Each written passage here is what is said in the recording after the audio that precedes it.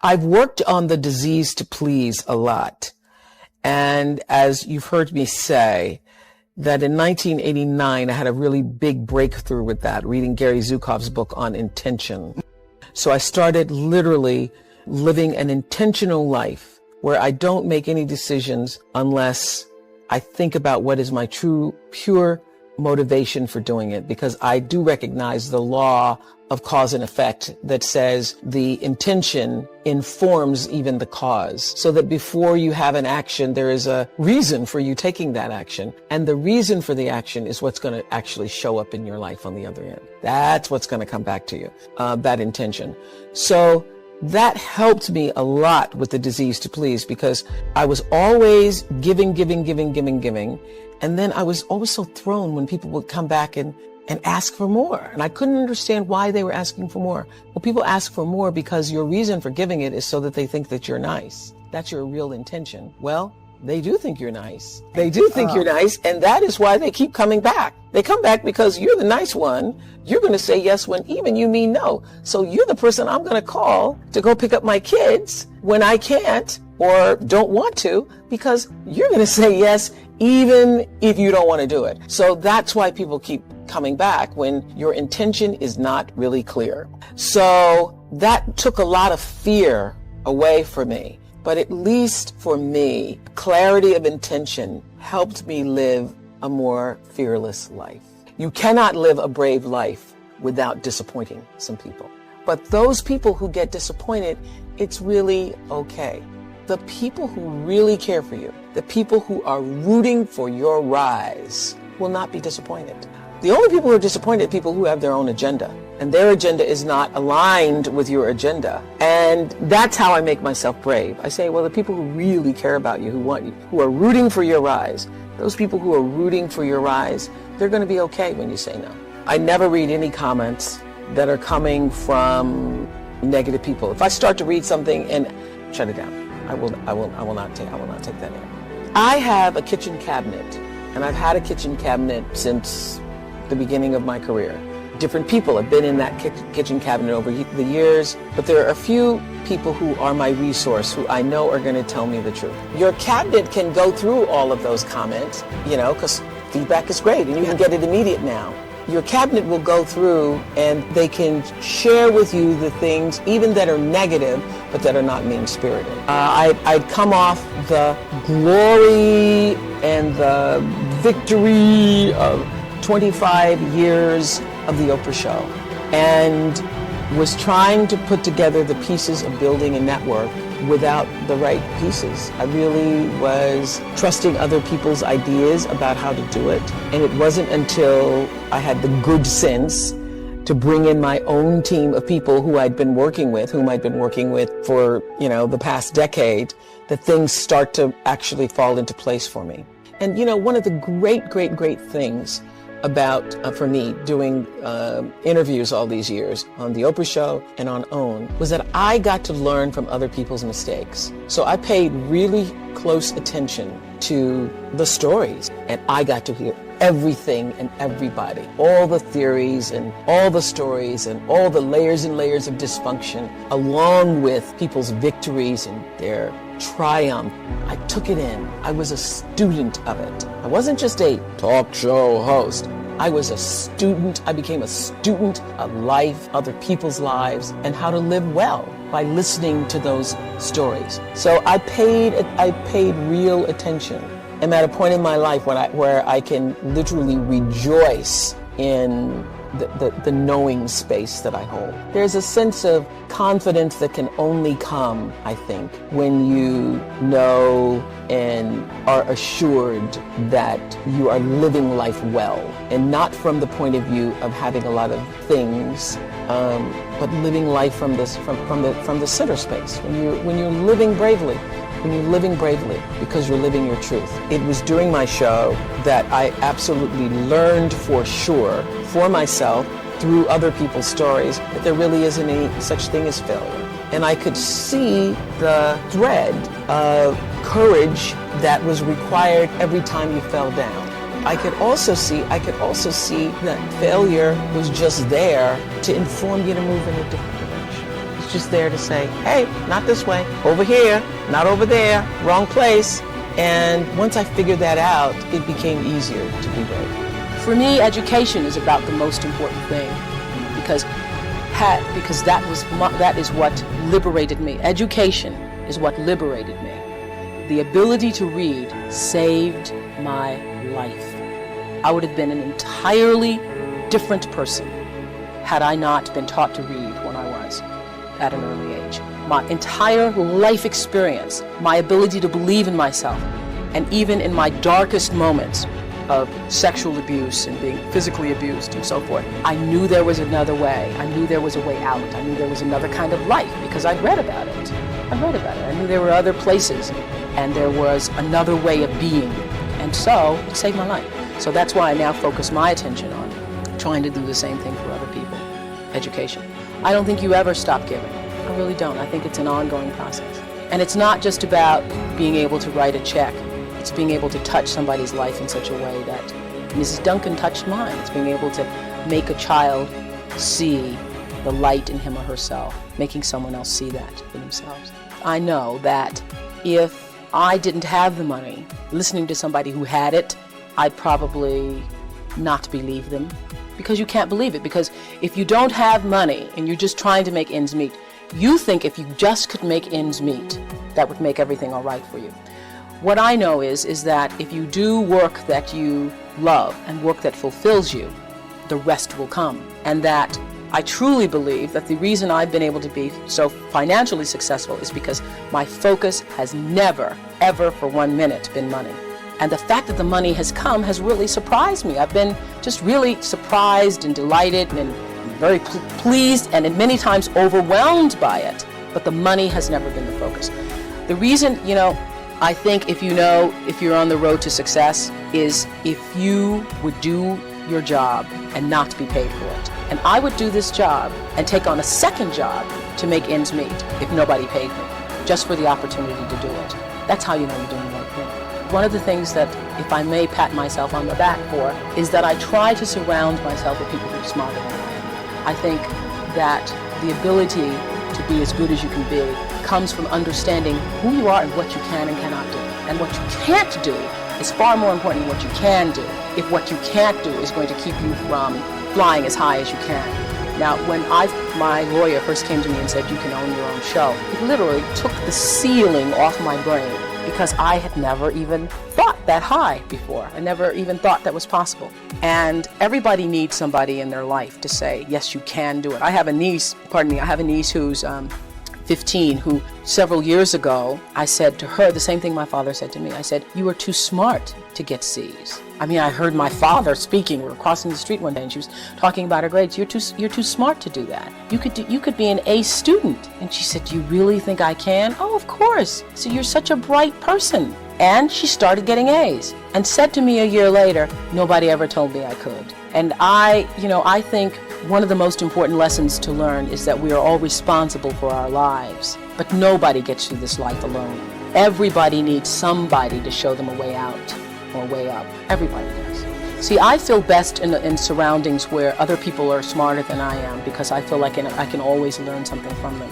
One of the other big lessons I've learned, particularly in business, I think you have a responsibility to yourself to learn as much about your business as you can. And so I sign every check, although it is now tedious, because the bills that come in from maintaining a studio, everything from Federal Express to Xerox to every tape that needs repaired and so forth, it gets to be a lot. I have stacks and piles of checks to do, and I know that there are a lot of successful people who don't do that. I still have a tenement mentality. I've been very, very poor in my life.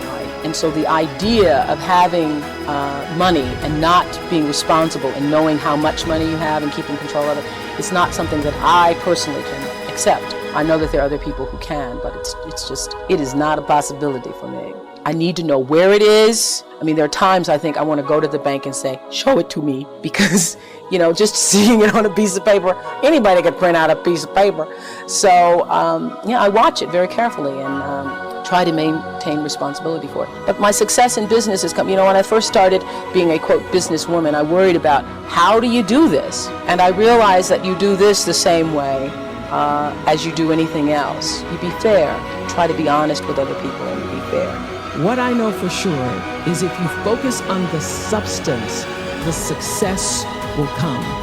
And most importantly, let failure be your friend. There are going to be times, of course, where you're going to win a lot. A lot of things are going to go your way.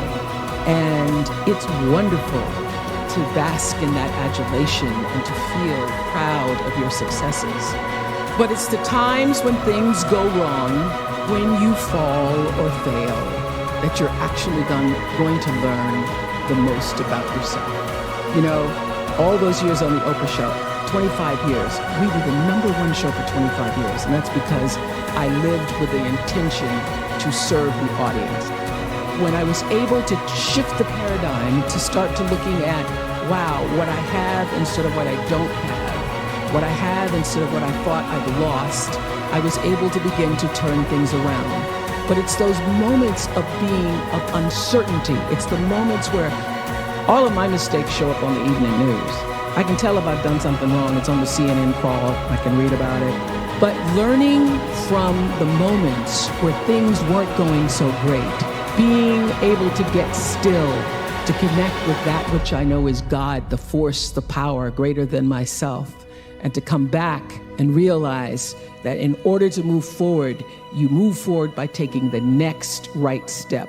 You don't have to know everything to do. You don't have to know all the steps to make. Just what is the next right move. And then there's this. I leave you with this. Nobody makes it alone. Nobody. I don't care what they look like. I don't care what their Insta posts say. Nobody makes it alone. And so you will get nowhere without a spiritual practice. You need a spiritual practice. And by that, I mean not necessarily religion. For some people, it is church. For some people, it is meditating. For some people, it's dancing. For some people, it's singing. But you have got to find a way to nurture that which is the essence of you. You've got to find a way to continually give back to yourself. I am committed to service. Service through my work, service through my life's purpose. And if you make a commitment, a conscious intention to be committed to the work that you do, to the relationships that you have, your life will unfold with such beauty and grace through that commitment. You know, every day until the very final shows of the Oprah Winfrey show, I would have the producers come in and tell me ahead of time what their intention for every show was, because I figured out around the second year of doing that show that it wasn't just about being on television and performing, that here was this opportunity, this offering I could give to people through the service of a television show to better see themselves through the stories that we're telling, and through those stories help themselves to improve their lives. So I started using television as a tool of service. So as you're trying to figure out, what do I do? How should I do it? First of all, I will say this, that when you don't know what to do, my girls have heard this over 100 times. When you don't know what to do, you do nothing. You get still until you do know.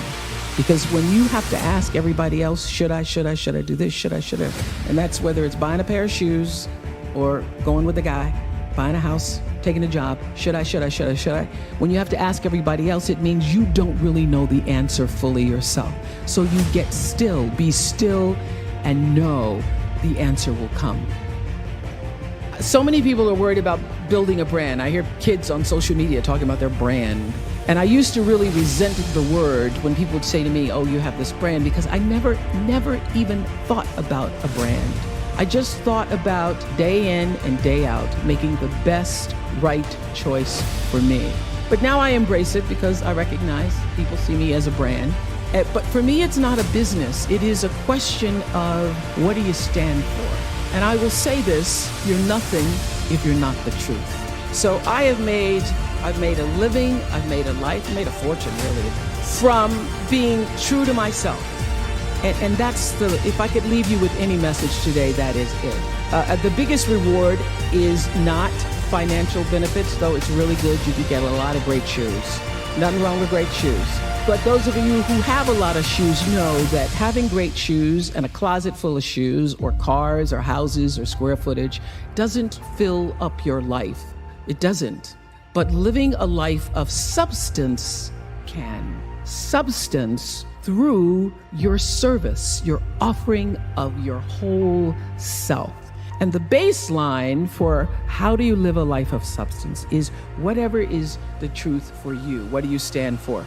So when I first started making money, and it was, my salary or my earnings were published all over the place. I mean, the first year I was like, really? Did I make that much money? Oh my God. It was very difficult for me to figure out where my boundaries were because I'd grown up poor and didn't have anything. So it's easy when you don't have anything when people ask you for money. They say, I need $500. And you say, I don't have it. I'm just trying to get my rent paid. It's harder when your multi-million-dollar salary is now in the paper and you get a lot of friends and cousins you didn't have before. So how do you set boundaries for yourself? I was having trouble setting boundaries for myself for even strangers. People would just show up at my door in Chicago and say, Oprah, I left my husband, please help me. And I would, because she knows I have it. So what I learned is that, the reason why people keep showing up is because my intention is to make them think that I'm such a nice person, that you can ask me for anything, you can get me to do anything. I'm gonna say yes, I'm gonna say yes. So when Stevie called me this time, I thought I'd try out my first no on Stevie. Let's start big. He wanted me to donate some money to a charity, and I didn't want to donate to the charity because I have my own charities and I care about a lot of people. But the problem is when you have money, everybody thinks you just want to give to everything. So I said to Stevie, no. And as a person who has that disease to please, I was waiting for him then to say, I will never speak to you again. I will never call you. I will never sing a song for you. And he didn't. He just said, okay. Okay? Okay, it's okay? He said, okay, check you later. What I learned from that is many times you will have angst and worry about things. Put yourself in a state, like someone said this morning because their phone went off, they were mortified over a phone. I said, really? You will put yourself in a state when the other person really isn't even thinking about you. So learning that I could specifically determine for myself what the boundaries were for me, what I wanted to do, give my money, give my time, give of my service to who I wanted to give it to when I did, that I get to make that decision. Just because you have all of these demands on your time and on you doesn't mean that you have to say yes. You get to decide because you're the master of your fate. The captain of your soul, as William Ernest Henley said in Invictus. And understanding that really changed the meaning of my life in that I was no longer driven by what other people wanted me to do, but took charge of my own destiny, making choices based upon what do I feel is the next right move for me. I've lived with who do you think you are my whole life. Not from myself as much as what was reflected to me. Because who do you think you are? You're a little color girl, come from Mississippi. Who do you think you are? You're sitting up on national television. Who do you think you are that you can have? Who do you think you are that you can? So I used to fear hearing the term, who do you think you are? Or you must be pretty full of yourself. Now I work at being full. I want to be so full, I am overflowing. So when you see me coming, it ought to make you proud. To borrow a line from Maya Angelou's Phenomenal Woman. When you see me coming, it ought to make you proud. And what you see is a woman so full, I'm overflowing with enough to share with everybody else. I'm going to own the fullness without ego, without arrogance, but with an amazing sense of gratitude that I've been born at a time where I am female on the planet and I have the great pleasure and freedom to fill myself up. Knowing who you are. Knowing who you are. Being able to answer this question, who am I? And what do I want? You know, many times when I go out of the country, I am baffled by that question. To explain what is your occupation. I've stood there for 10 minutes. Well, am I a talk show host? Well, I'm more than a talk show host. Am I a businesswoman? I'm a businesswoman. I'm more than a businesswoman. Am I an entrepreneur? I'm more than an entrepreneur. So I just leave it blank or self-employed. So I'm not asking for the roles that you play as daughters. I'm not asking that question. What are the roles that you play as a daughter, as a friend, as a sister? You're going to be a lawyer, you're going to teach, you're going to be a pharmacist. I'm asking the bigger question of who am I? Who am I really? My answer is I am God's child. I am that which is born of all that is. I am, as Pierre de Chardin said, a spiritual being having a human experience. All that is possible for me. That's who I am. And what do I want? I don't want to just be successful in the world. I don't want to just make a mark or have a legacy. You must have some kind of vision for your life. Even if you don't know the plan, you have to have a direction in which you choose to go. You want to be in the driver's seat of your own life, because if you're not, life will drive you. Knowing who you really are in this space and time that we embody. What do you want? Who are you? Always do the right thing. Be excellent. People notice. Think of how you notice. You go to Taco Bell, somebody gives you an extra napkin and some sauce. You notice. You want to go back to that person, because even at Taco Bell, excellence shows itself. And what I know is that when you are excellent, you become unforgettable. People remember you. You stand out. Regardless of what it is, you become an unforgettable woman. And that is what we all want. We want to be unforgettable and not forgettable. So doing the right thing, even when nobody knows you're doing the right thing, will always bring the right thing to you. I promise you that. I remember many times on my show. There are many shows y'all never saw. And the reason you didn't see them is because I got the last vote. And I remember 2010, my team, hardest working team in television, had done this interview with a woman who turns out she was a Sunday school teacher by day and a sex addict at night. And they were like, you won't believe it. We got her going out. We got her with the men. And we get to show her, and she was willing to show us everything. I sat down with the woman for an interview that was taped. And during the process of the interview, I said, why are you doing this? And she said, oh, I want to help people. I want to tell my story and I want to help people. I said, do you have children? She says, yes, I have a 10-year-old son. I knew right then this is never going to see the light of day. So we got off the air and I said to the lady, we are not going to air that show. And she said, why? My producer said, why? She knew she was being filmed. She knew what she was saying. She knows what you...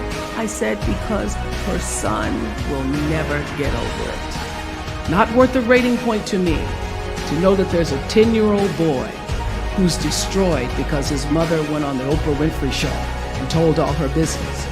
You do the right thing, even when other people think it may not be. And oftentimes, when you make a decision to do the right thing, immediately you're faced with doubt. Was that the right thing? Was that the right decision? I don't know. Was that the right thing? You always know it's the right thing, when in the end, there is peace. You are rewarded by peace. The most important thing I have come to know in doing the right thing and making the right choices is understanding people don't always like you and they're not always happy for you. And if you surround yourself with people who are not accustomed to your success, they become fearful. They become scared because you are reflecting back something to them that they don't recognize. Now, they're not going to say, I'm very fearful because you're reflecting back to me something I don't recognize. They're going to say, you know what they're going to say? They're going to say, who she thinks she is. Who she thinks she is. That only happens when you are around people who do not mean and want and aspire to the best for you. People who want the best for you want you to be your best. So my greatest advice to you is to surround yourself with people who are going to fill your cup until your cup runneth over. I did this at the end of my show. I did my favorite guest of all times. And that's hard to do out of literally thousands and thousands. There's like 35,000 people I interviewed over the years. But there was one woman out of all the celebrities, out of all of the famous, non-famous, infamous people. One woman. Who was she? Her name is Tererai Trent. Listen to this story. Tererai Trent, born and raised in a village in Zimbabwe. 11 years old, she's doing her brother's homework. She wants to go to school. Her father says, no, the boy has to go to school. You can't go to school. So she starts doing her brother's homework. She does her brother's homework. He goes to school. He gets all A's on his homework, yet he doesn't know the answer to the question. The teacher comes to the village to say, what is going on here? This boy doesn't know the answers, but his homework's perfect. She finds out that Tererai, his younger sister, is doing his homework. She begs the father to let Tererai go to school. The father says, no, she can't go to school. Finally, he marries her off. She marries at 11 and a half years old. She gets married. She has 3 children by the time she's 18 years old. A woman comes to the village from an NGO, Heifer International, and asks, what are your dreams? This is going to make me cry. Asks her, what are your dreams? This child has never thought about what her dreams were. She says, write down your dreams. She writes down her dreams on a piece of paper and she folds them in a tin can and she buries them under a rock. The first dream was to be able to go to a school in the United States of America and get a college degree. She ends up, through some miracle of the NGO, going to the United States. She gets a 4-year degree in 3 years. She goes back to the rock in Zimbabwe. She writes her next goal on the piece of paper. She buries it under the rock. She writes, I want to get a master's degree. She goes back to the United States. She gets a master's degree. She goes back to the United States. She gets her master's degree. After the master's degree, she goes back to the rock in Zimbabwe. She writes down her final goal is to get a doctorate degree. And last year, she became Dr. Tererai Trent. I found her in the Nicholas Kristof's book called something the sky, underneath the sky or the sky. And I was reading the story. I had Nicholas Kristof on the show. Nicholas Kristof, the famous New York Times writer. She wasn't there. She wasn't a part of the show. I'm reading the story. I can't believe this book, the story of this woman, as I'm reading the story. So when we go to do the show, the producers have Nicholas Kristof on. They bring on other guests, but this woman isn't there. I go, how could you not have her there? So we tape another show with Nicholas Kristof. We go back. I go, fine. We're going to find that woman, Tererai Trent. By this time, she's living in the United States. We followed her back to Zimbabwe to the rock. We pulled the tin can from underneath the rock. And that is my favorite guest of all time. The reason why Tererai Trent is my favorite guest of all time is because she represents in that one story of the little girl in a village in Zimbabwe who had a dream, the heart and depth and discipline to pursue it. She represents everything I tried to say in every show in 25 years. She literally, through her life story, sums up the message that I was trying to give to every single one of my viewers. You can keep trying. Don't give up. When I was about 8 years old, I grew up in the church and I was going to one of those Women's Day, you know how we have church all day long. The little girl that was supposed to be there to do a recitation had gotten ill. And so they said to my stepmother, we need a little girl. Can Oprah come back and do a recitation this afternoon? My stepmother said, yeah, I'll have her back here this afternoon. So this, church ain't over to 1:30. So by 4:00, I had gone home and learned to recite Invictus by William Ernest Henley. It starts out of the night that covers me, black as a pit from pole to pole, I thank whatever gods may be for my unconquerable soul. I was reciting it and doing the pit from pole to pole. I didn't know what I was saying. But at the end of the poem, there's the stanza that says, "It matters not how straight the gate, how charged with punishment the scroll. I am the master of my fate. I am the captain of my soul." Now, my little 8-year-old brain didn't really fully understand the power and depth of those words, but they sounded good enough for me to write them down and put them on my mirror. And those words, "I am the master of my fate, I am the captain of my soul," became a mantra for me. What it said is, I am responsible for the choices that I make in my life. I am responsible. Obviously, I grew up and was better able to articulate what those words really mean. And I discovered in physics class the third law of motion. You remember what that is? It's called Newton's law. And it says for every action, there is an equal and opposite reaction.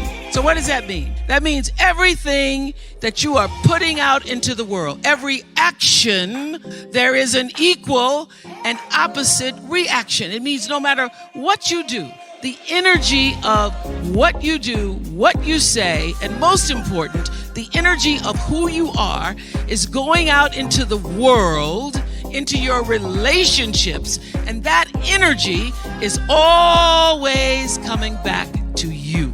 You are responsible for the energy that you are pulling out into the world, because that very energy, bam, is coming right back to you every single time, whether you believe it or not, because it is law. Everybody has a different talent. And the reason we're all so messed up is because you're looking at everybody else's talent. And wishing you had some of their talent. All the energy that you spend thinking about, wishing about, being jealous of, envious of anybody else is energy that you're not only putting out, it's going to come back to you negatively, but you're taking that away from you. All your energy should be forced on, what do I have to offer? What do I have to give? How can I be used in service? Because Dr. King's message of not everybody can be famous, but everybody can be great, because greatness is determined by service. And there is not a job in here that you can do that you don't switch the paradigm to service and not make that job more fulfilling. I don't care what the job is. If you say, I'm a singer, I'm a dancer, I'm an artist, I'm a teacher, I'm a nurse, I'm a doctor, I'm a janitor, I'm a clerk, if you say, if I look at this from, how do I use this in service to something bigger than myself? It no longer becomes a job. It becomes an offering to the world. Nobody's journey is seamless or smooth. We all stumble. We all have setbacks. If things go wrong, you hit a dead end, as you will. It's just life's way of saying, time to change course. So ask every failure. This is what I do. Every failure, every crisis, every difficult time, I say, what is this here to teach me? And as soon as you get the lesson, you get to move on. If you really get the lesson, you pass and you don't have to repeat the class. If you don't get the lesson, it shows up wearing another pair of pants or skirt to give you some remedial work. And what I found is that difficulties come when you don't pay attention to life's whisper, because life always whispers to you first. And if you ignore the whisper, sooner or later, you'll get a scream. Whatever you resist persists, but if you ask the right question, not why is this happening, but what is this here to teach me? What is this here to teach me? It puts you in the place and space to get the lesson you need. My friend Eckhart Tolle, who's written this wonderful book called A New Earth, that's all about letting the awareness of who you are stimulate everything that you do. He puts it like this. He says, don't react against a bad situation, merge with that situation instead, and the solution will arise from the challenge. Because surrendering yourself doesn't mean giving up, it means acting with responsibility. Okay, many of you know that, as President Hennessy said, I started this school in Africa, and I founded the school where I'm trying to give South African girls a shot at a future like yours. And I spent 5 years making sure that school would be as beautiful as the students. I wanted every girl to feel her worth reflected in her surroundings. So I checked every blueprint, I picked every pillow, I was looking at the grout in between the bricks, I knew every thread count of the sheets, I chose every girl from the villages, from 9 provinces, and yet last fall I was faced with a crisis I'd never anticipated. I was told that one of the dorm matrons was suspected of sexual abuse. Well, that was, as you can imagine, devastating news. First I cried, actually I sobbed for about a half an hour, and then I said, let's get to it. That's all you get, is a half an hour. You need to focus on the now, what you need to do now. So I contacted a child trauma specialist. I put together a team of investigators. I made sure the girls had counseling and support. And Gail and I got on a plane and flew to South Africa. And the whole time I kept asking that question, what is this here to teach me? And as difficult as that experience has been, I got a lot of lessons. I understand now the mistakes I made because I had been paying attention to all of the wrong things. I built that school from the outside in, when what really mattered was the inside out. So it's a lesson that applies to all of our lives as a whole. What matters most is what's inside. What matters most is the sense of integrity, of quality, and beauty. I got that lesson. And what I know is that the girls came away with something too. They've emerged from this more resilient and knowing that their voices have power. Life has dreamed a dream for you. And your goal, your number one job is to figure out what that dream is and align yourself with the dream. Because the dream cannot come to you unless you're willing to meet it energetically in the same place. So if your energy is off, which I say to my girls all the time, they could teach this class right now, on being in flow. If you are not in flow with God's dream for you, with life's dream for you, if you are out of order, if you are out of sync, it cannot come to you. It will not come. Because the whole purpose of your life is to line yourself up with the purpose. And so if you are operating in fear, if you are operating in jealousy, jealousy will kill you. When you are synced up with life, life just gives to you. It opens doors, it creates experiences, it allows you to meet people, things show up you never thought were gonna show up, and you are doing what is the purpose of your soul being. I have paid attention to my life because I understand that my life, just like your life, is always speaking to you, where you are, in the language, with the people, with the circumstances and experiences that you can understand and interpret if you are willing to see that always life, God, is speaking to you. Now, it took me a while to actually really get this and to understand it, but once I did, I started paying attention to everything. Letting go of energy that's clouding your vision and holding you back. It's a life practice that I learned long ago that has freed me in so many ways. It's a fact that holding grudges against somebody who's done you wrong, or replaying, revisiting hurtful situations in your head over and over, only weighs you down and prevents you from being who you're meant to be right now. Because you're still energetically holding on to the past. The energy that you put into constantly rewinding to the resentment. Why did they do that? Why did they say that to me? I didn't deserve to be treated that way. All of that only keeps you stuck. It will never change what happened.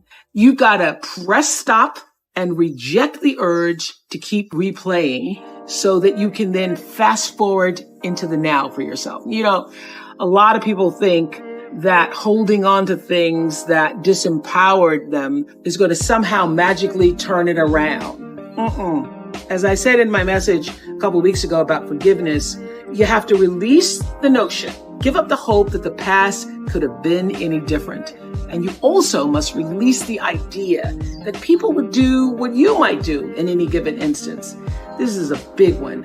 I had to learn and relearn before I actually got it. Expecting people to do what you would do in a situation only leads to your disappointment, not theirs. They're going on with their life. So let people be who they are, and either you accept it or you don't. Not doing that keeps you stuck in a circumstance that actually costs you time, costs you energy. And I can guarantee that oftentimes the person on the other side of the bitterness you're holding on to, they're not even thinking about you. In fact, they probably have just moved on. They certainly aren't obsessing the way you are. Think of it like letting go of any bad habit that just doesn't serve your well-being. Not an easy task. Taking the road to a more enlightened, healthy existence never is. So this is what I want to ask you to ask yourself. Why am I holding on to this? How is this serving me? And really think about the answer. Maybe it makes you feel validated. Maybe it makes you feel righteous. Or maybe taking on the pain is your way of recognizing the injustice so that even though it won't be made right, it can at least not be forgotten. Then I ask you, again, ask yourself, do you want to be right or do you want peace? Woo! This was huge for me. The unfortunate fact is that having both may not be possible. And also, you may never get your moment of righteousness, so why wait for it? Choose peace. What I know for sure is that in this world, time is a moving on, and it's our most valuable commodity. You can never get it back. So staying in that loop, playing it over and over in your head of hurt only amplifies your pain. Let it go. Exhale, make room in your heart for something that is uplifting. Surround yourself with people who want the best for you. You have the ability to shift the DNA of your spirit and control how you perceive life. So why not lighten your load?